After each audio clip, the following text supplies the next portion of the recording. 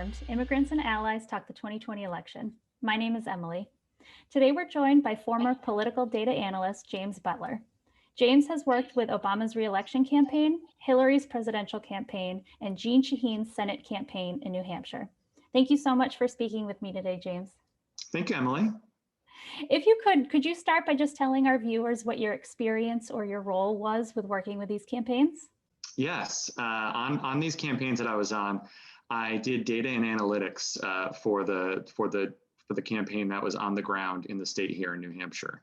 As you mentioned, I worked on Obama's reelect, Jeanne Shaheen's campaign for Senate in 2014, and then I was the analytics director for the Hillary primary campaign here in New Hampshire. The main piece of what I did on those campaigns was create targeted lists for volunteers who contacted voters in that campaign.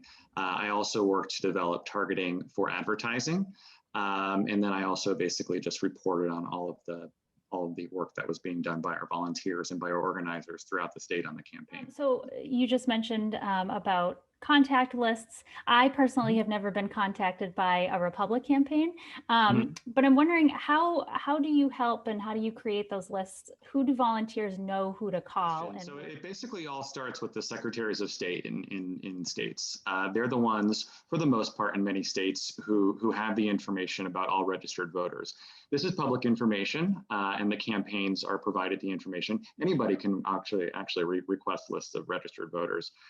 So the campaigns get this information, and what they do, in a lot of cases, it has your party affiliation. If you're a Democrat, if you're a Republican, if you're registered independent. So we know that information, and we also know how often you vote, because that information is part of the voter file that we're given. So we know how likely somebody is to vote, and we have a pretty good idea of who they're going to vote for. So that information is kind of taken, analyzed, and we develop targeted lists for those volunteers to contact voters. And when the volunteers do contact the voters, what kinds of things do they talk about, and how do those conversations go? So there are really basically two phases of campaigning and of voter contact. One is kind of the persuasion aspect of a campaign. That is, we're talking to voters who are not really sure if they support us or not. This happens over the summer and the early part of fall when we talk to voters about the candidates, and basically kind of give the pitch of, this is why we think you should vote for our candidate. It's a time to really vet out a list of voters for the second phase of campaigns, and that's the Get Out the Vote campaign.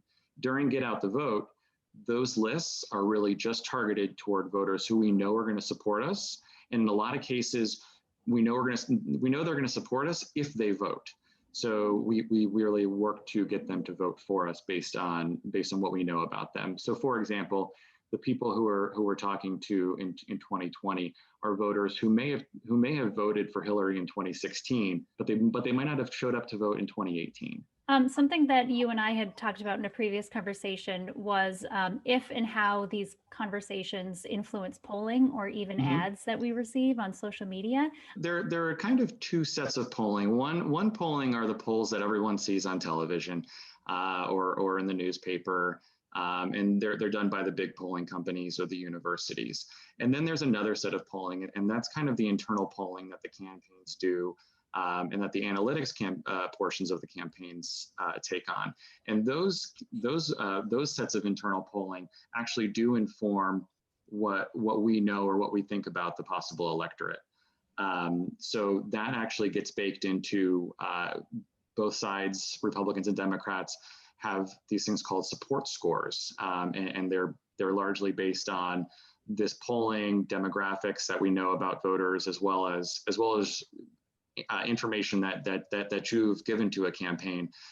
If you've talked to us before and you've said, I support your candidate or I don't support your candidate. The polling, the internal polling, kind of does influence the message that you're going to get, but it also influences the message that you may receive, and those are tested.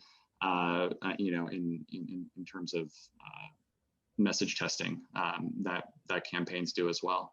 Something that we actually talked about in one of our earlier episodes of Informed was a tactic that Ted Cruz used in one of his election campaigns. And you informed me that this is called pressure pieces, I believe. Yes, there are two aspects of it. One is the pressure piece to depress turnout, and the other type is the pressure piece to increase turnout.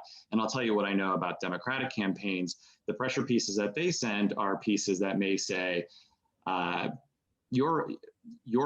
of your neighbors are voting. Will you vote too? That kind of creates a little bit of social pressure to know that, oh, well, I guess my neighbors are voting. I should probably vote too. The Ted Cruz example that you mentioned is maybe an example of a negative pressure piece in that it is designed to depress turnout. It is designed to have people say, well, maybe I shouldn't vote. Maybe I don't need to vote. So I know that you're not currently working on a campaign, but is there anything that has stuck out to you or something that you've noticed during this election that was maybe different or similar to previous elections that you have worked with?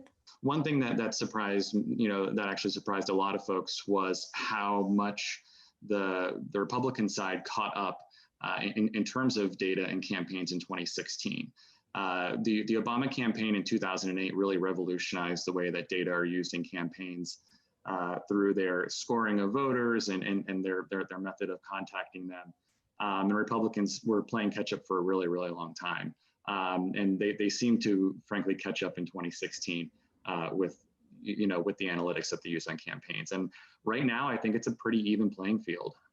There's a lot of really talented people on the data side working on the campaigns in 2020. As we create each of our episodes with Informed, we try to imagine that viewers who are watching are undecided. So if you imagine that whoever's watching this is an undecided voter, from the experience that you've had, is there something that you'd like them to know as they make a plan or as they cast their vote this election?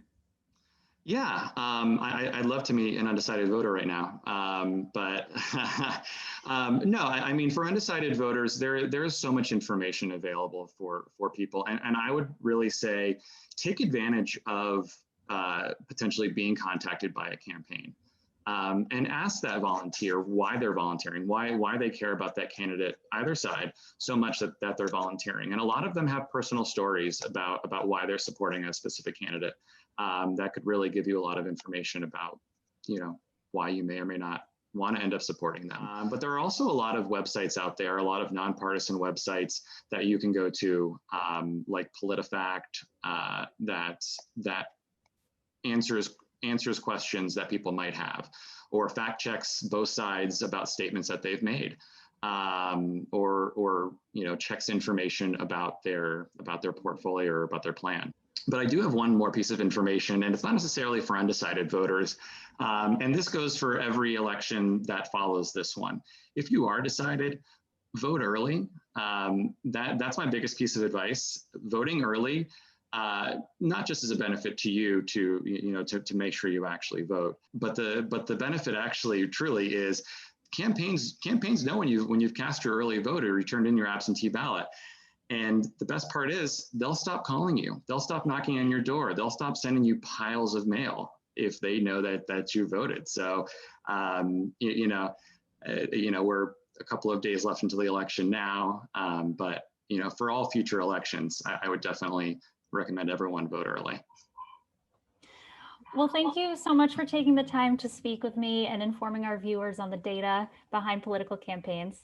Like you said, with only a few days left before Election Day, I hope that everyone has either already voted or has made a plan to do so. So stay safe, stay healthy, stay informed, and vote. Thank you. Thanks, Emily.